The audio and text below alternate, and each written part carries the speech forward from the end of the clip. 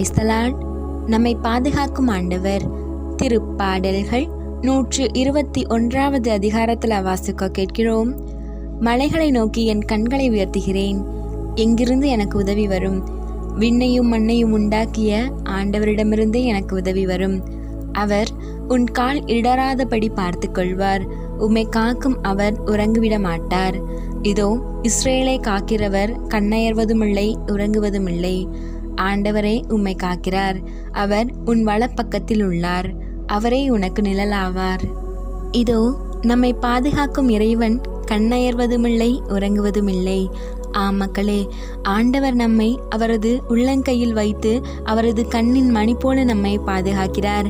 நம்மை எத்தகைய தீங்கும் நெருங்கா வண்ணம் அவர் நமக்கு கற்பாரையுமாக கோட்டையுமாக இருந்து வழி நடத்துகின்றார். அத்தகைய இறைவனின் வழியில் என்றென்றும் வாழ்ந்து இறையாட்சிக்குட்பட்ட மக்களாக வளருவோம். இயேசுவுக்கே புகழ், மரியே வாழ்க.